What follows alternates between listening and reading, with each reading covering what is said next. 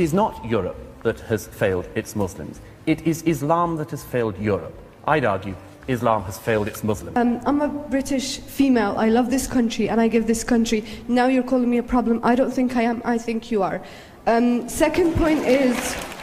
In a gripping debate on free speech and immigration, Douglas Murray questions societal norms, engaging in a fiery discussion with a young Muslim student. They delve into the intricacies of immigration, the link between Islam and violence, and the vital role of free speech in Europe. As the debate intensifies and their viewpoints collide, the conversation takes an unforeseen twist, holding the audience spellbound by the dynamic clash of ideas. You won't want to miss this.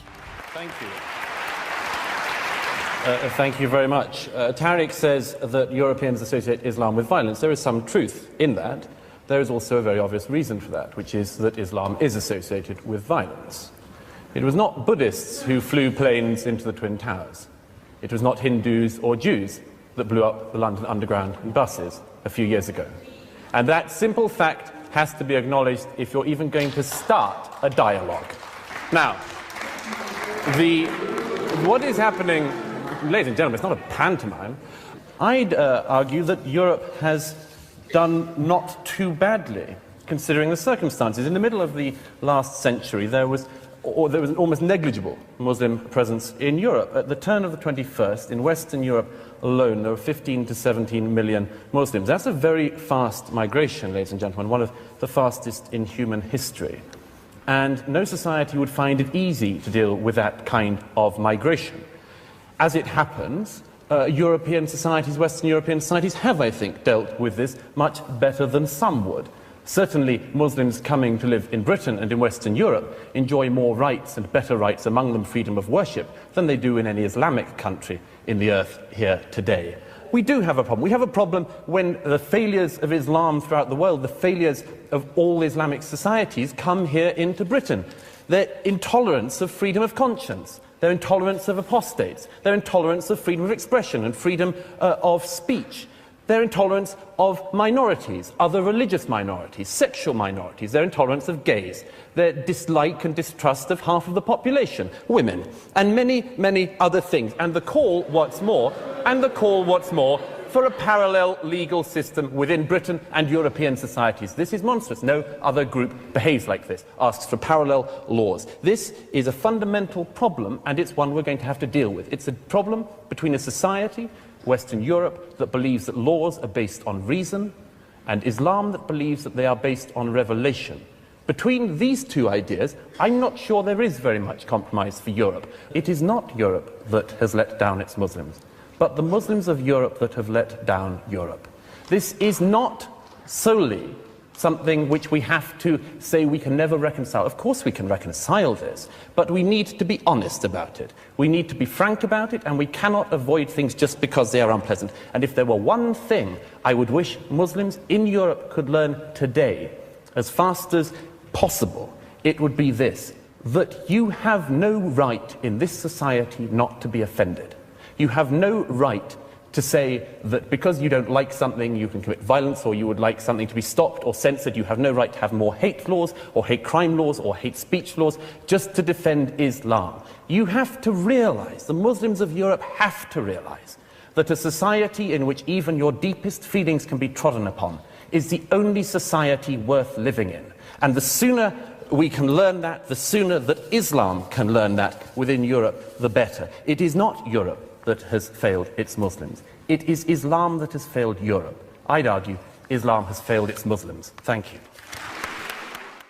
Douglas Murray emphasizes the swift and unprecedented influx of Muslims into Europe, highlighting significant integration challenges. European societies have admirably tried to welcome newcomers by offering rights and freedoms. However, it's crucial for Muslim communities to embrace Western values and norms like freedom of expression, gender equality, and secular laws. Integration efforts must be strengthened to tackle the issues faced by second-generation immigrants in Europe. Lady here with the headscarf, and then we'll come to our panel. I'm a British female. I love this country and I give this country. Now you're calling me a problem. I don't think I am. I think you are.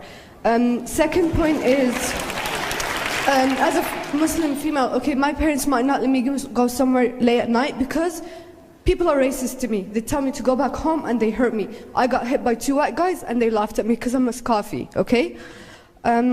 Last point is to Mr. Fleming, about the point where you said about the religion, changing religion. Every person has the right to. No one says anything about that. But if you had a daughter or a son that wanted to become a Muslim, would you be happy about that? I don't think so. Douglas, I want to ask you, you heard some of the people from the floor there, the woman complaining about attacks on her because she's described as a scarfie because she wears a head veil. I mean, that is something that you would regret. I mean, that doesn't promote social cohesion, does it? Nobody thinks that any physical attacks or any such thing could be a good thing to happen. Of course not. Of course, there are. Let's make sure we're right. She's talking about prejudice. Prejudice exists in society. Let's just be absolutely clear, this is an audience. Prejudice undoubtedly exists in this society. It exists across racial groups, including from minorities to other minorities, after all, which is one of the things we see increasingly in Britain these days. And it is also the case that people, in particularly famously lower socioeconomic groups, are likely to feel hatred for other groups. That is one of the things that has to be tackled, and everyone, I think, in this hall, I'm sure, we're in agreement that that should be tackled. But do not mix up somebody, a thug, a racist, and so on, attacking somebody in a street with the right of Fleming and me to say what we see in the Quran, what we think of Muhammad, and maybe even asserting our right to say so. Okay, all right, now... Douglas Murray asserts that freedom of speech is the cornerstone of Western civilization, enabling people to express ideas, challenge norms, and foster innovation.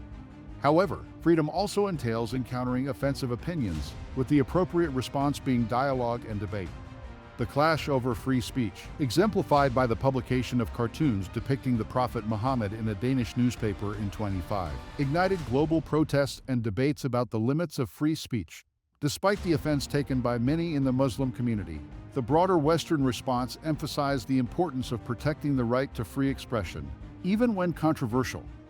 Societies that uphold freedom of speech tend to be more innovative and economically prosperous, as evidenced by countries like the United States and Western Europe. Figures like Salman Rushdie, who faced death threats over his book, The Satanic Verses, consistently advocate for the importance of free speech in defending the right to critique and question all beliefs, including religious ones. Thank you for watching.